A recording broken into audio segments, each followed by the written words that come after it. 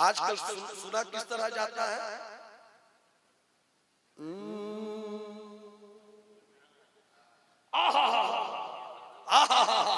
मैंने पूरी दुनिया के अच्छे लोगों से पूछा क्या मतलब है इसका? ये किस जुबान में पढ़ रहा है? चाइनीज जुबान है।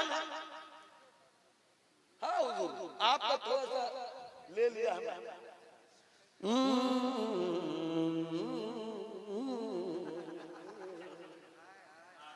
ये हकीकत है कभी ना, ये जरूर समझ, ये हकीकत है कि नहीं? और उसके बाद आला हजरत का शेर, वो तो इस वक्त लोग समझना ही बंद कर चुके हैं, मगर कोई भी शेर पढ़िए तो समझने से पहले,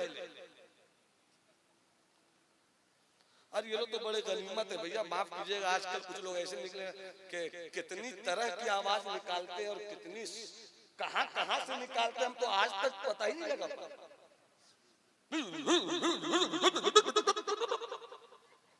ये क्या है भाई? क्यों जीते जी मरने का सामान पैदा कर? आखिर कुछ तो सोचो कि क्या समझा, कुछ तो सोचो भाई। पागल भी तो नहीं हो कि नहीं समझ सकते। नात शरीफ सुनो, समझो, अदब के साथ पैसे दो। बेअदब बनकर पढ़ना भी नहीं चाहिए, बेअदब बनकर सुनना भी नहीं चाहिए, बेअदब बनकर इनाम देना भी नहीं चाहिए। इनाम लिया भी जाए, इनाम दिया भी जाए, मगर बेअदब नहीं होना चाहिए। कि हिंदुस्तान में बहुत सारे लोग घूम रहे हैं जो सिर्फ हंसाने को अपना हुनर जानते हैं। इतनी फूहड़ जुबान हो चुकी है, इतनी बेहुदा जुबान हो गई है कि चड्डी अंडरवेयर क्या कुछ बोल रहे हैं। शर्म नहीं आती भाई? क्यों स्टेज के तकद्दुस को पामाल कर रहे हो? और कुछ हमारे लोग ओकरा बुला ही नहीं, मत करो जलसा, ऐसी ठीक हो यार। अल्लामा आसिफ इकबाल साहब इस वक्त उस खतीब की यादगार है जिन्हें हम बुलबुले बंगाल अल्लामा कमरुद्दीन नईमी अलैहिर्रहमा के नाम से, अल्लाह उनकी कब्र पे रहमत व नूर की बारिशें बरसाए, जिन्होंने तबलीग की और समझाया है कि जलसों को सिर्फ कहकहों के हवाले नहीं किया जाता है, बल्कि जरूरत पड़े तो मुस्कुराने का सबक पढ़ाकर उसी मुस्कुराहट के गुलदान में वो सबक रख दो जिस सबक की सुर्खी से मेरी कौम की तारीख की कामयाबी का बाब लिखा जाए। इसलिए पूरा मजमा हाथ उठाकर बोले सुभान अल्लाह, और तबीयत से बोलो सुभान अल्लाह। तुम्हें तारीख का एक पन्ना खोलकर दिखला रहा हूं कपिल बाबू। रशा की सरजमीन पर इस्लाम के बेटों के लिए यह भी पाबंदी थी कि खबरदार तुम्हारे घर के दरवाजों के इर्द गिर्द कोई ऐसा कागज भी नहीं होना चाहिए जिसपे अरबी इबारत लिखी हो। मस्जिदें तो बहुत दूर की चीज है, मदरसा तो वीरान हो गया, सब खत्म हो गया। खबरदार तेरे घर के आसपास अरबी इबारत भी नहीं हो, और अगर किसी के घर के आसपास ये चीज मिल जाती, हुकूमत के सिपाही आते और उन इस्लाम के बेटों के हथकड़ी हाथों में हथकड़ी पहनाकर जेल की आहनी सलाखों के पीछे उनको डाल देते थे कि तुमने अभी भी घर में कुरान रखा है। वो कुरान से कितना घबराते हैं, और मेरे घर में कुरान है मगर हम कुरान भूल जाते हैं। बरगश्त कुरान से कुछ भूल हुई है, इस दौर के इंसान से कुछ भूल हुई है। आपको मालूम है वहां इस्लाम कैसे फैला? अगर नहीं जानते हैं तो जानना चाहते हैं आप लोग, तो जो जानना चाहते हैं वो हाथ उठाकर बताइए कि हम जानना चाहते हैं। हाथ उठा दिया है तो बोलो इस्लाम, इस्लाम, इस्लाम। और ये कोई धमकी ना दे इस्लाम के बेटों के कि मुसलमान मिट जाएंगे। अरे जब चंगेज की फौज मुसलमानों को न मिटा सकी, जब हिलाकू का लश्कर मुसलमानों को न मिटा सका, तो फिर आज का कोई जोगी और योगी इस्लाम को क्या मिटाएगा? हम कल भी जोगी को औकात बता चुके हैं और आज भी योगी को औकात बता सकते हैं, बशर्त ये है कि हम वाकई इस्लाम को समझकर मुसलमान होने की कोशिश करें। शराब तुम पीते हो मगर वो कैसे लोग थे मुलाहिजा करो। अपने अपने घरों के नीचे वो लोग तहखाने बनाते थे और तहखाने का जहां पर रास्ता होता था वहीं पर वो लकड़ियों की अलमारी बनाते थे और लकड़ियों की अलमारियों में वो अंग्रेजी की किताब भी रखते थे, शराब की बोतल भी रखते थे। और जब फौज दाखिल होती, जब हुकूमत की सिपाही दाखिल होते तो वो पूरे घर की तलाशी लेते और उसके बाद जब देखते कि यहाँ एक ऐसी लकड़ी की अलमारी बनी हुई है जहाँ शराब की बोतलें भी हैं, तो वो ये नतीजा निकालते थे कि जहाँ शराब की बोतल होगी वहाँ कुरान से रिश्ता नहीं होगा, जहाँ शराब की बोतल होगी वहाँ इस्लाम से रिश्ता नहीं होगा, जहां शराब की बोतल होगी वहां मुसलमानों का मजहब से कोई रिश्ता नहीं होगा। वो लोग तो देखकर चले जाते थे कि इस घर में मैंने शराब पहुंचा दिया है, मगर बाहर इस्लाम को उन गयूर बेटों के सीने के जज्बे हुर्रियत को सलाम करने को जी चाहता है कि बज़ाहिर तो वो शराब की बोतल रखते थे अपनी अलमारियों में ताकि हुकूमत से खुद को बचा लिया जाए, और उसी अलमारी के पीछे और उसी अलमारी के नीचे सुरंग का रास्ता रखते थे और उसी सुरंग के नीचे इस्लाम के गयूर हाफिज कुरान, इस्लाम के गयूर उलमाए किराम अपने अपने बच्चों को हाफिज कुरान भी बनाते थे, आलिम दीन भी बनाते थे। तारीख ने देखा कि रशा टूट गया, रूस की इश्तिराकियत टूट गई, रूस का कानून टूट गया, रूस का ज़ाब्ता टूट गया। चले थे इस्लाम के बेटों से इस्लाम छीनने और चले थे इस्लाम के शहजादों के सीनों से मोहब्बत नबवी का फूल निकालने, मगर इंसान के चंद गयूर सिपाहियों के इस जज्बे जुनून का नतीजा ये निकला कि देखते ही देखते इस्लाम तो नहीं टूटा, रूस टूट गया। और आज रूस के सुप्रीम पावर, आज रूस के सुप्रीमो को, आज रूस के सुप्रीमो को, आज रूस के पुतिन को भी जब यूक्रेन से लड़ना पड़ रहा है तो उन्हीं इस्लाम की बेटों की वजह से लड़ना पड़ रहा है। पता क्या चला कि हेलाकू ने तबाह किया मगर हेलाकू की तारीख खत्म हो गई। चंगेज ने हमें मिटाना चाहा, चंगेज की तारीख खत्म हो गई। बड़ी बड़ी इस्लाम मुखालिफ फौजों ने आकर इस्लाम की जमीन को हड़पना चाहा, मगर हमने सबको उसकी औकात बता दी थी। वो वजह सिर्फ ये थी कि एक हो मुस्लिम, एक हो मुस्लिम, एक हो मुस्लिम, हिफाजत के लिए नील के साहिल से लेकर ताबा खाके काशगर।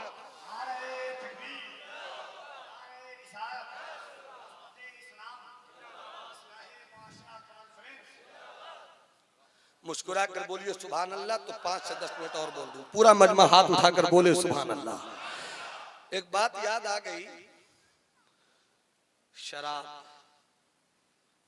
चुल्लू पी पी कर उल्लू बनते हो, मत पियो शराब। मेरे भाई अल्लामा आसिफ इकबाल साहब किबला कहते कुछ लोग आदत हो गई है, छूटती नहीं। मैंने कहा नहीं छोड़ोगे तो मत छोड़ो, कब्र में जब ठुकाई होगी तब समझ में बात आएगी कि काश छोड़ देते तो आज ये नहीं होता।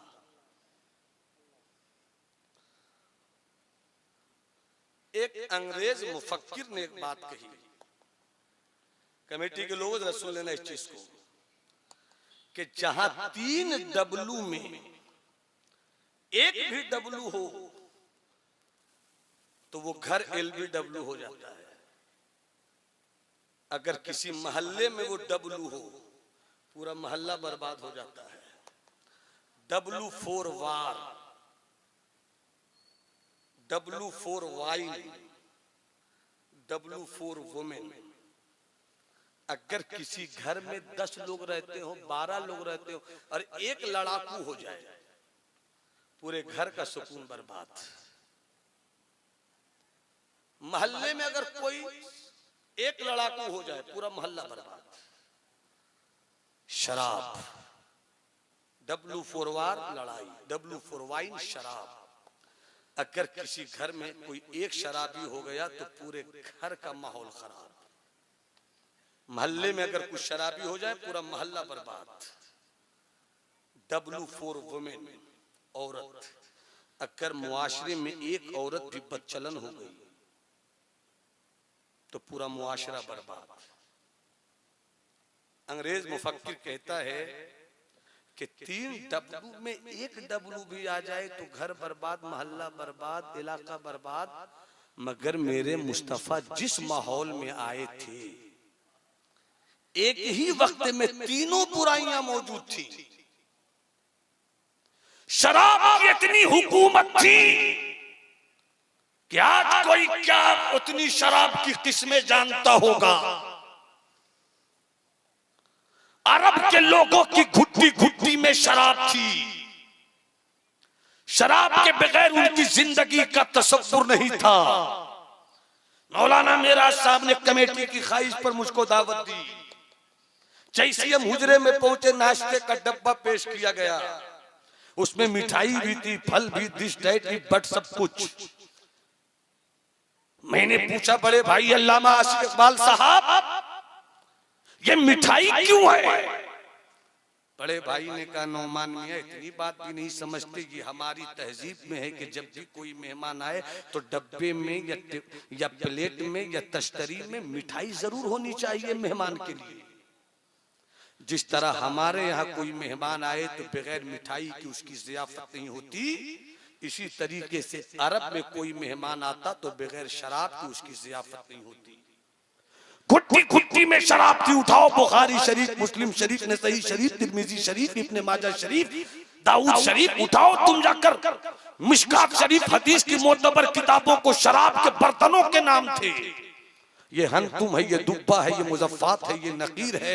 अगर कद्दू से बनाई गई शराब है तो उसके लिए बर्तन अलग होगा। अगर अंगूर से बनाई गई शराब है तो उसके लिए बर्तन अलग होगा। अगर खजूर से बनाई गई शराब है तो उसके लिए बर्तन अलग होगा। अगर सड़े गले खानों से बनाई गई शराब है तो उसके लिए बर्तन अलग होगा। हदीस शरीफ की किताबों में बर्तन के नाम मौजूद है। कितनी शराब की दीवानगी थी अरब के लोगों में। घुट्टी घुट्टी में शराब, घर घर में शराब, दस्तन खान पे शराब, खाते वक्त शराब, पीते वक्त शराब, नाश्ते के वक्त शराब। मगर अचानक जिब्राइल अमीन आए, या रसूल अल्लाह, या रसूल अल्लाह, अब से कोई शराब नहीं पिए, अब से कोई शराब नहीं पिए। जैसे ही या रसूल अल्लाह अब से कोई शराब नहीं पिए, रब का पैगाम लेकर आ गया हूँ। मुस्तफा ने अपने चाहने वाले को भेज दिया, ऐलान कर दो, गली गली में ऐलान कर दो, गली गली में ऐलान कर दो, अब कोई शराब नहीं पिए। जब मुस्तफा का दीवाना ऐलान कर रहा था तो कुर्बान जाओ तारीख की सच्चाई पर कि उन दीवानों ने ये नहीं कहा था कि शराब पीने की आदत है, इतनी जल्दी कैसे छूट जाएगी, शराब पीने की आदत पड़ी है, इसे कैसे छोड़ दूंगा। बल्कि कोई दस्तरखान पे बैठा था, वहीं से सुन रहा था। कोई शराब की बोतल हाथ में लिए हुए था, वहीं से सुन रहा था। कोई शराब पीकर अपना पेट भरे हुए था, वहीं से सुन रहा था। जैसे ही मुस्तफा के दीवानों ने कहा था मत पियो कोई शराब, सुनने वाले ने ये नहीं कहा कि चलो मुस्तफा से पूछ तो ले, नहीं नहीं, बल्कि रिवायत कहती है कि शराब पीने वालों ने जैसे ही सुना अपने अपने घरों से शराब की बर्तनों को, भरी हुई शराब के बर्तनों को निकाल रहे थे, बाहर फेंक रहे थे। दस्तरखान पे शराब थी, वहां से उठाकर पीना चाहते थे। ऐलान सुना, मुस्तफा ने मना कर दिया, शराब वहीं से फेंक दिया। अरे कोई मुंह तक ले गया था, शराब वहीं से फेंक दिया। तारीख तो यहाँ तक कहती है कि जिन लोगों ने शराब से अपने पेट के मटकों को भर लिया था, जब उन्होंने सुना कि मुस्तफा ने ऐलान किया तो कुर्बान जाओ उनकी दीवानगी पर, कुर्बान जाओ उनकी आशिकी पर कि अपनी उंगलियों को हलक में डाल रहे थे, उल्टियां कर रहे थे, कई कर रहे थे और कहते जा रहे थे कि जो मेरे मुस्तफा को पसंद नहीं वो मुझे पसंद नहीं है।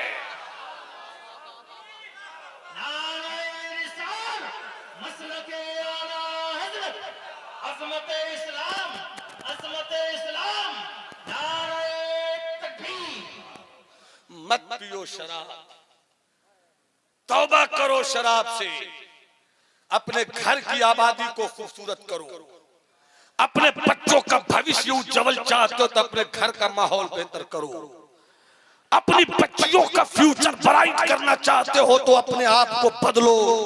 इसलिए कि जब तक तुम नहीं बदलोगे, खुदा की कुदरत कहती है कि तुम नहीं बदलोगे तुम तुम्हें बदलेंगे भी नहीं। इसलिए ऐ जलसों में आने वालों, इस्लाह मुआशरा कॉन्फ्रेंस में आने वालों, घर से निकल कर आए हो, मुआशरे की इस्लाह हो, अगर वाकई जज्बे के साथ आए हो तो नमाज